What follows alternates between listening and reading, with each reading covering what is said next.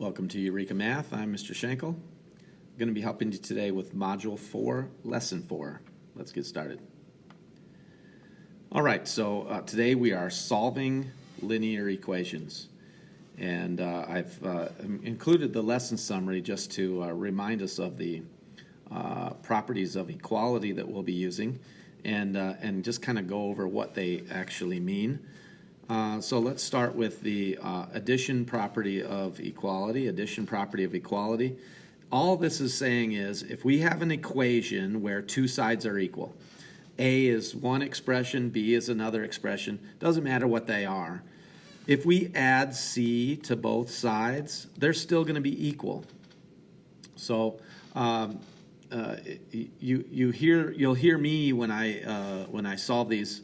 I'll say whatever I do to one side, I have to do to the other side. That involves all properties of equality. And so what we're doing with the addition one is if we add something, the same thing to both sides, the two sides will still be the same if they were the same to begin with. So that is the addition property of equality. The subtraction property of equality is the same thing, only now if we subtract the same number from both sides, it will still be equal. Multiplication property of equality is the same, except now if we multiply both sides by the same number, the equation will still be balanced, or both expressions will continue to be equal. And then lastly, division.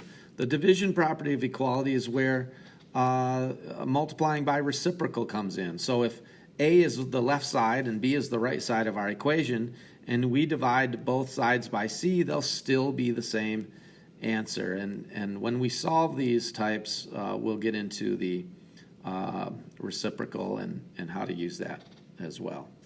All right, so this is the goal of solving a linear equation, and the goal is to isolate the variable. That's it. If we can get the variable all by itself on one side of the equal sign, all alone, it's going to tell us what it's equal to. X equals whatever. Y equals whatever. Okay, so if we isolate the variable, that will achieve our goal and it will tell us what the variable is equal to. There's two rules. The first rule is undo operations with opposite operations. So if I want to get rid of subtraction, I would use the addition property of equality. If I wanted to get rid of addition, I would use the subtraction property of inequality. Okay, so multiplication and division, we're going to just multiply by reciprocal, and that will take care of isolating our variable. The second rule is you have to balance the equation. And that's it. Whatever you do to one side, you have to do to the other side. We'll go through this. You'll get a reminder of how to solve these in a little bit more complicated fashion than 6th grade or 7th grade. And hopefully it'll come back to you quickly. All right, so let's try a few. Solve the linear equation x plus 2 plus x plus 4 plus x plus 6 equals negative 28.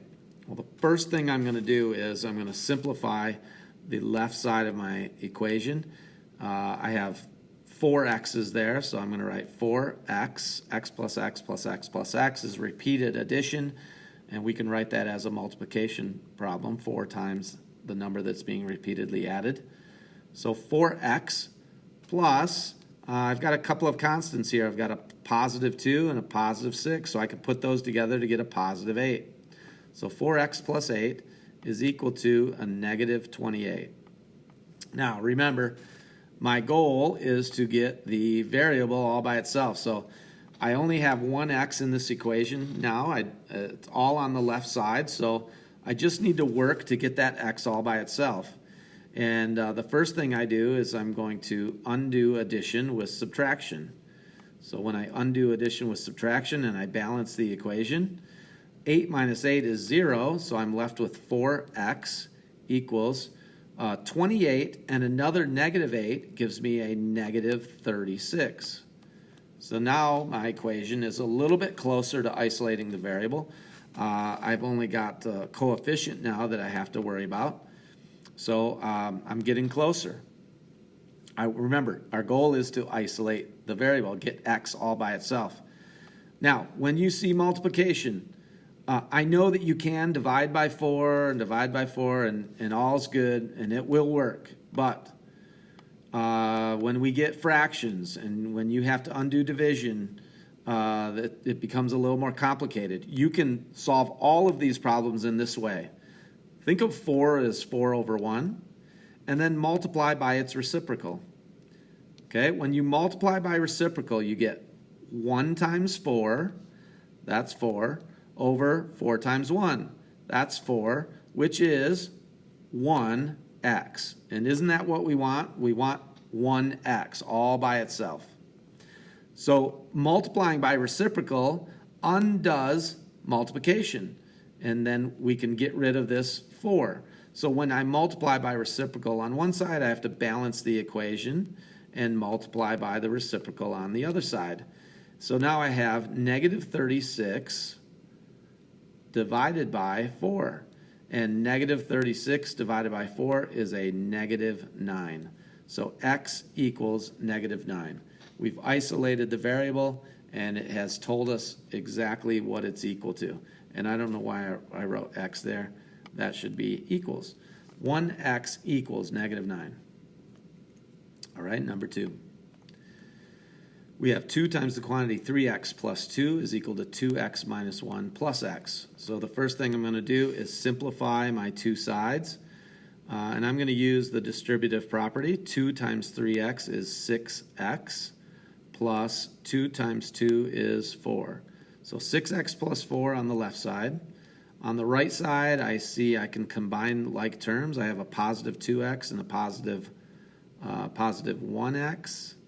So 2x plus 1x is 3x, and then I have a negative 1, so 3x minus 1.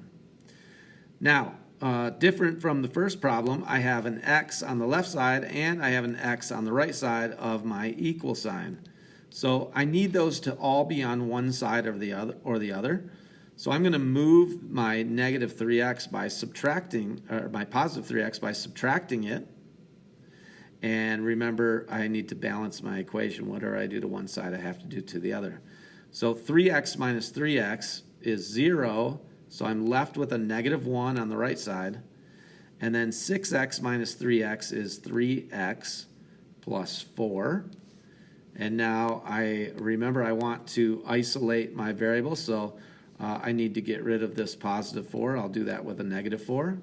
Balance the equation. The 4's cancel. I get 3x equals a negative 1 and a negative 4 is a negative 5. And then I'm going to multiply by reciprocal. The reciprocal of 3 over 1 is 1 over 3.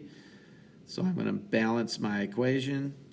And look, the 3 divided by 3 is 1. 1 divided by 1 is 1. Those cancel. I get x equals negative 5 times 1/3 is a negative 5/3. So x equals negative 5/3 is my solution. Very good. Number 3. X minus 9 equals 3/5 x.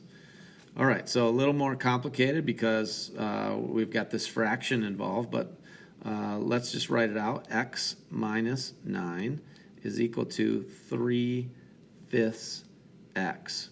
All right, so I have, my issue here is that I have an x on the left side of the equal sign, and I have an x on the right side. So I need those to be all on the same side. We can think of x as 1x, which I can also write as 5 over 5x minus 9 is equal to 3/5 x. And now I can subtract my x's since they have the same denominator. So I'm going to subtract 3/5 x from the right side, and I'm going to subtract 3/5 x from the left side to balance my equation. 3/5 x minus 3/5 x is 0, and that's equal to 5/5 minus 3/5 is 2/5 x minus 9. Okay, and then we can continue. Undo subtraction with addition. balance the equation.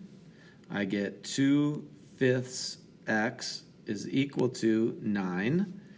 And then I'm going to multiply by reciprocal. So multiply by the reciprocal of 2/5 is 5/2. Balance the equation. And my 2's cancel, my 5's cancel. I get x equals 9 times 5 is 45 over 2. And that's my answer, 45/2. X equals 45/2. Okay, moving on, number 4. Solve the linear equation 29 minus 3x equals 5x plus 5. All right, let's write it out. 29 minus 3x equals 5x plus 5. Okay, I don't see anything that I can simplify, so I just need to get my x's on the same side of the equal sign. And I have a choice, right? I could subtract 5x from both sides. If I subtract 5x from both sides, I would get a negative 8x here. And I don't really want to deal with a negative if I don't have to, so I'm going to check the other way. Instead of subtracting 5x, what if I added 3x? Well, if I add 3x, I'm going to get a positive number. Either way will work. It's just a little less complicated this way. The 3x will cancel. I get 29 is equal to 2x plus 5. And then I need to isolate the variable, so I'm going to get rid of this positive 5 with a negative. Undo with the opposite operation. The 5's cancel. I get 2x is equal to 29 minus 5 is 24. And then I'm going to multiply by reciprocal. So remember, I'm trying to get x alone, so I needed to get the 2 out of here. I'm going to multiply by the reciprocal of 2, which is 1/2. And when I do that, the 2's will cancel. I get 1 times x. That's x, so that's what I want. And then 1 times 24 is 24, and 24 divided by 2 is 12. So x equals 12 is our solution for number 4. Okay, let's do one more.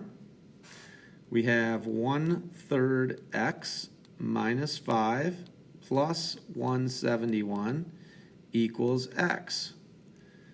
All right, so, well, I can simplify some things here, so let's simplify first. I have a constant -5 and a constant positive 171. So 171 minus 5 would be 166. 166, so this is 1/3 x plus 166 equals x. All right, and so now I'm simplified, and now I see that, well, I've got an x on the left side of my equation. I have an x on the right side, and that's no good for me. So I want them to be the same. I would have to use a fraction, right? This 1/3 causes me to need a fraction. So I'm going to rewrite this as 1/3 x plus 166 is equal to 3/3 x. That way I have the same denominators here. And now that I have the same denominators, I can do the subtraction. And I'm going to subtract the 1/3 away from the left side. So I'm going to subtract 1/3 x from the left, and I'm going to subtract 1/3 x from the right to balance my equation. Those cancel. I get 166 is equal to 3/3 minus 1/3 is 2/3 x. And then I'll simply multiply by reciprocal again. Multiply by reciprocal. Remember, we want the x alone, so we multiply by the reciprocal of 2/3, which is 3/2. And when we do that, we get the 2's cancel, the 3's cancel. I get x is equal to, I can simplify this. 2 divided by 2 is 1. 166 divided by 2 is 78. No, 83. So this is an 83. And then 83 times 3 will be my answer. Let's just check that out. 83 times 3, that's a 9. That's 240. So x equals 249. All right, isolate the variable. First, simplify. Get your x's all on one side so they're not split apart. And then isolate the variable by using opposite operations to undo. And remember to balance your equation. All right, that is lesson 4. Hope that helps. See you again next time.